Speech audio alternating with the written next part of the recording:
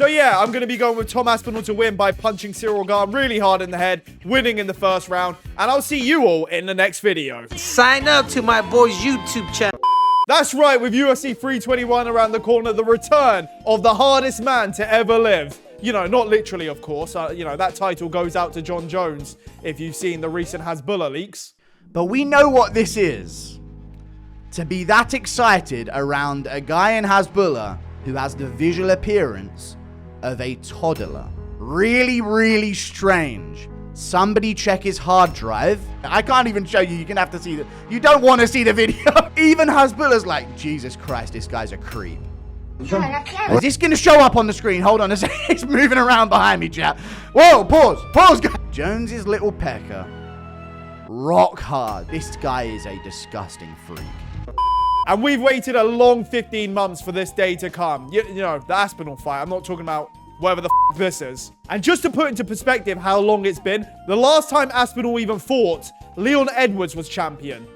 Granted, for like 20 minutes until he got dunked on his head and lost his belt. But like still, which feels weird because I could have swore there was another fight since the Blades one, considering he's the heavyweight champion and Jon Jones retired from the sport. So I must have dreamt that fight happening, or I guess Jon Jones is just the biggest ducking coward the sport's ever seen. But hey, we can finally move on from Jon Jones ruining this division while being busy playing with grown men in pools and, you know, appearing to have an erection around a grown man that has a growth deficiency. And we can move on to a bigger and better champion that isn't afraid of fighting contenders, not gonna fail 4 drug tests, not gonna find himself bashing his head on a cop car on a Saturday night in Las Vegas of 2021, and most importantly, not gonna see him bricked up whilst playing with a man that has dwarfism. And as an English MMA fan with a weird obsession for Brazilian fighters, I, for one, couldn't be more excited. And we are currently on track to having maybe the most blessed month in UFC history. I mean, Charles Oliveira winning,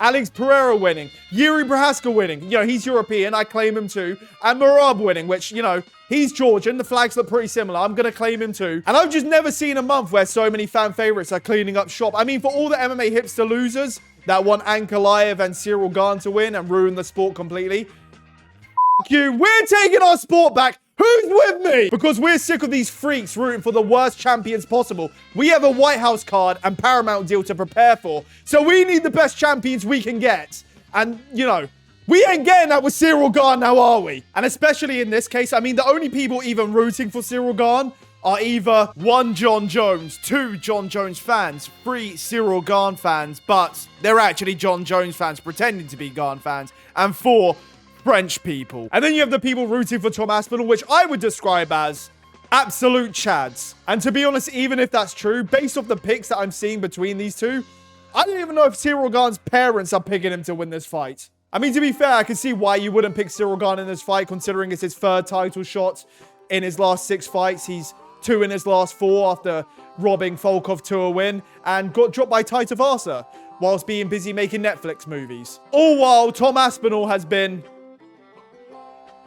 Actually, I don't know what Tom Aspinall's been doing. I do know he's had multiple training camps for Jon Jones, which apparently was enough for Jon Jones to hand him the keys to the division. I know he's been making a lot of YouTube shorts, a lot of blind tier list videos, and of course, kicking a lot of YouTubers and podcasters around. Yeah, now. But I will say regarding the 15 months since we've last seen him fight, I have to say, what the f*** is this? I mean, not to shit on the man's tattoos, he's got some cool ones, but like, saying you got a universal throat, just saying it, I'm not gonna lie, just, you know, I'd expect it from Jon, not from you, Thomas. I mean, I wouldn't even expect the biggest and lamest Aspinall glazer on the planet to think this looks tough. I thought this would look more Aspinall-esque. I didn't realize I'd look like I'm from Bring Me the Horizon.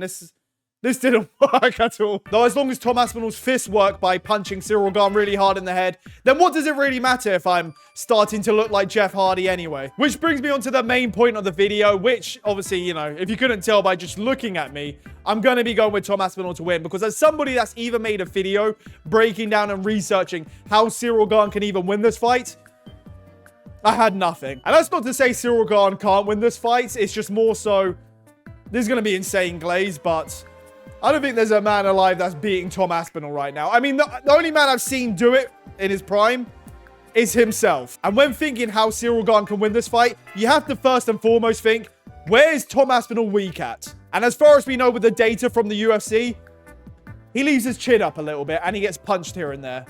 And that's about it. And I'm sure Ciryl Gane will punish him for that by jabbing him here and there. But I just don't see him putting him away with his hands, considering the most dangerous his hands look is when he's punching you in the back of the head. Which, to be fair, when you think about it, actually leaving your chin open in the air like this, it's going to make it harder to hit you in the back of the head. I'm just throwing it out there. Well, that's what I used to think, at least, until I heard Aspinall on a podcast tell the story of when he used to work as a bouncer, getting punched by a woman, getting rocked and concussed from it. During a night out, I was concussed by a female.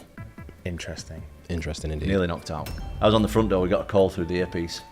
Ran in, 2 girls are arguing. So I'm like, guys, don't worry about it.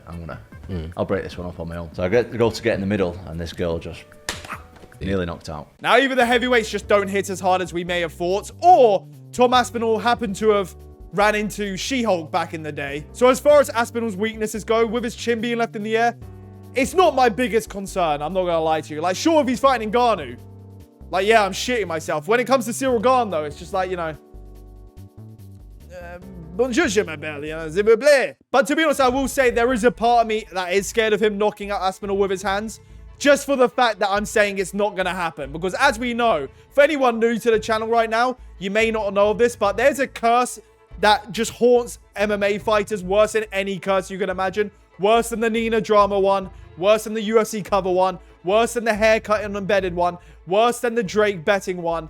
That's right, JG2 picking you in predictions. Because whoever I pick, they just lose. They just do it. I don't understand it, but that's how it works. It's even gotten to the point where you guys are commenting, telling me who to pick based on who you want to win. I mean, I picked Tony Ferguson to lose, as you do.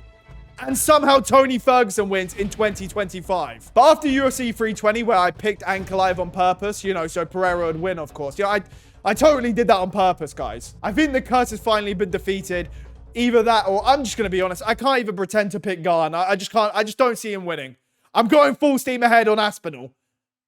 Not in a Jon Jones way. So I'm going all in with my Aspinall pick that I'm actually willing to bet with the MMA gods. If Aspinall loses, we're going down with him. If he loses and Ciryl Gane wins, I promise I will wear Jon Jones merch for the rest of the year. And I will eat this one chip challenge Peaky Blinders edition.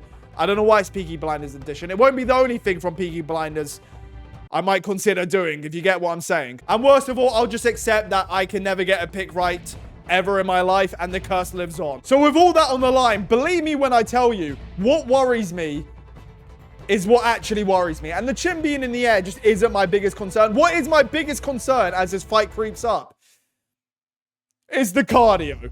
Because as far as Aspinall's only real loss to happen to him was when he gassed out going for a finish in the later rounds on the regional scene, you know, was back in 2015 before Brexit even happened. Which, on a side note, UK government, if you're watching with the flag and tattoos going on, please don't put me on the list. I mean, this is even back when Tom Aspinall looked like this. And as far as his UFC run goes, at least visually, he looks like he's been getting in better shape over time, you know, for whatever that's worth. Because as we know, there's not all that much data to even go off regarding how his cardio is going to hold up, especially in the UFC. I mean, the only time he's gone past the first round in the Arlovski fight, which granted, he did push for some type of finish in the first round, was really heavily breathing in the corner. And I don't know if it's placebo effect. I'm pretty sure I could hear him breathing during the second round.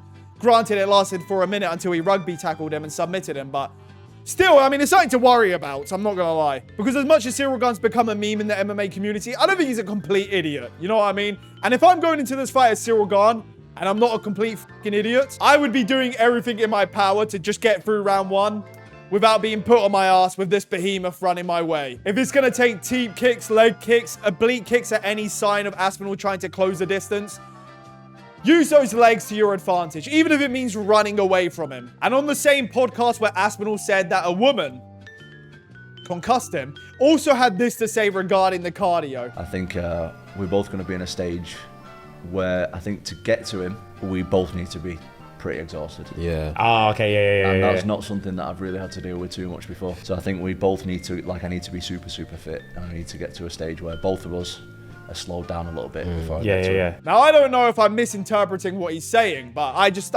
just something about it, I just don't like the way it sounds.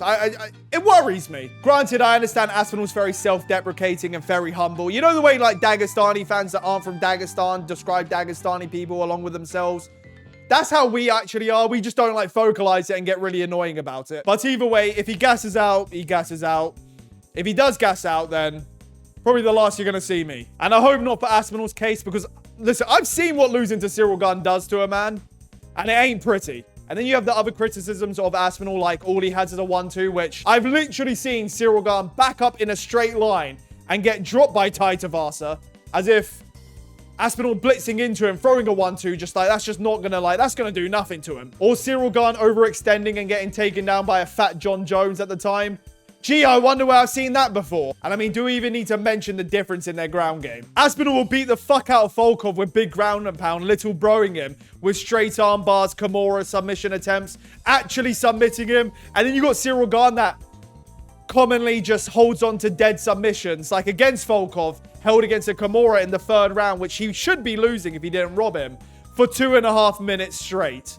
Not to mention in his 2 fights where he got manhandled, where Ngannou with 1 knee just laid on top of him, and he accepted it. You got Aspinall that's even heavier and scarier than both of them, to the point where Jon Jones handed his belt to him because he was scared of a size disadvantage. And even a talking point I've heard from people picking Gane is the fact that he's fought better competition because he fought Ngannou and Jon Jones.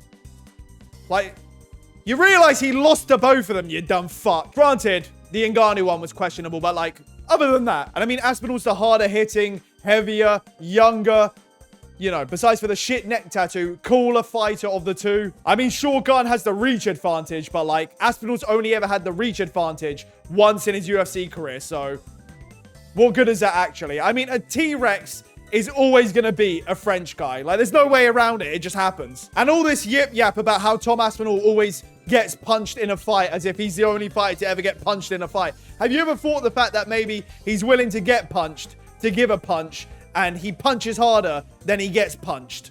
And I just think I'm not even scared to jinx shit. Gane ain't hurting anyone with those pillow bitch hands, and the only person hurting Aspinall is She-Hulk back in the day, and or those brittle knees pre-surgery. Oh, and of course, the JG2 curse might come to bite him on the ass, but like, you know, he's too good for that. Sign up to my boy's YouTube channel. That is JG2. And for those who don't, you can do me a favor and you can bend the knee to King Triple C too.